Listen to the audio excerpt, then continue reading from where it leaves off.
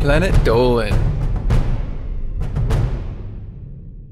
From why we use green screens to if it's possible to control the weather, we answer several of your most burning questions about life. Hey there, my name is Melissa, and I'll be reading out the questions and answers. I'm Dolan, and I'm here to blow your mind with truth. BethanyJay VA asks, why do people use green screens rather than another color? Well, we tried using other colours first, but none of them were see-through. Green works the best. I even have my own green suit, ready to disappear in the blink of an eye. Behold. Nothing happened. Oh no? Look closer. You can clearly see I dropped at least 2 shades of green. On the right background, I would be invisible. Wow. Amazing. Chroma keying is a visual effects technique that replaces a chosen color with a different color or background. Green screens are used predominantly for chroma keying because green is the color that conflicts the least with clothing, human skin, and hair tone. Arty Harty asks, why do we have sand on our eyes when we wake up? That sand comes from the Sandman who visits you at night. He's the one who ensures you have a good night's sleep. Just don't open your eyes and look at him. Hello? What are you doing? Why are you covering people in sand? It's just my thing, okay?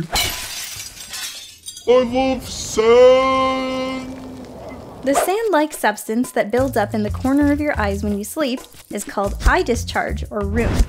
It is a combination of mucus, oil, and skin cells, and it serves to protect your eye by removing waste products that could be harmful to it. The reason it doesn't build up while we are awake is that as we blink, we flush away the rheum before it can harden. ChiefSurgeon asks, can cockroaches actually survive a nuclear blast? Of course! They survived both world wars, didn't they? That's why I feel bad whenever I step on a roach. I probably crushed a veteran. You can tell by how many medals they have. Got him! How do these things keep getting in here? No, Melissa! You just crushed Oliver! Do you know what he's been through? I don't care, it's a pest. Whoa, you're cold. Cockroaches would not be able to survive the blast of a nuclear bomb. The intense heat of the explosion would incinerate them. However, cockroaches are naturally resilient to radiation due to the simple design of their bodies, and because they have a much slower cell cycle than humans. They would have a much easier time surviving the aftermath of an explosion than we would. Rick Two Tails asks, is it possible to die from eating spicy food? If you eat some mild spice, it'll make your mouth tingle. If you eat some hot spice, it'll let you breathe fire like a dragon. And then if you eat the hottest spice that you can find in existence, you combust and die. A lot of spicy dishes are often made with chili peppers, which contain a chemical called capsaicin. Capsaicin is a neurotoxin, and in large enough doses, it can cause seizures, heart attacks, and even death. Thankfully, we would have to eat about 3 pounds of the world's hottest chili peppers in one sitting for it to be fatal, but you should still be careful. Nabs asks, why do cars drive on the opposite side of the road in some countries? Well, in other countries, they do all sorts of weird things, like speak other languages, sometimes to get things right, but in this case, they are wrong.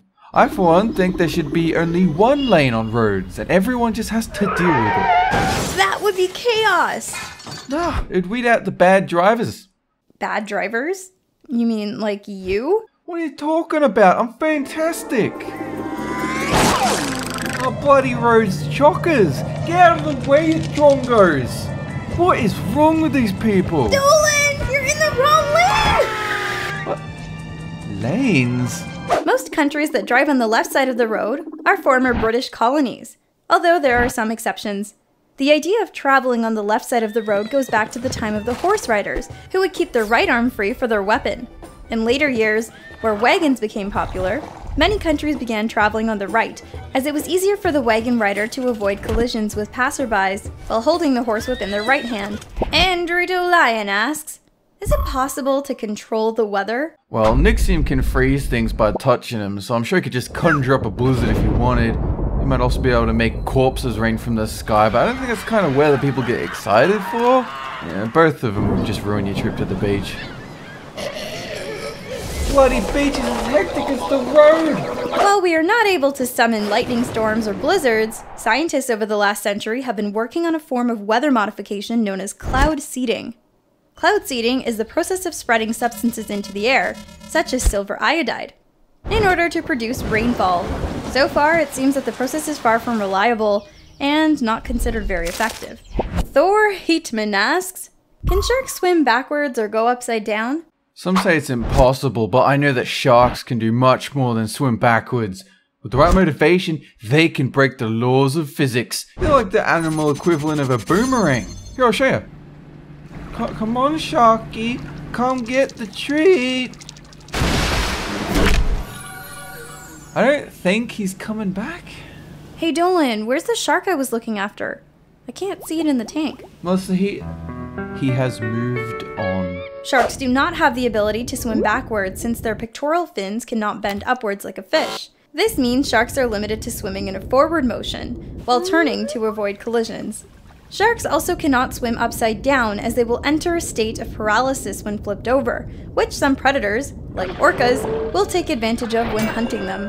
Dash1022 asks, what would happen if we lost our Adam's apple? Well, if guys lose their Adam's apple, you end up sounding like a girl. I don't think that's quite true, Dolan.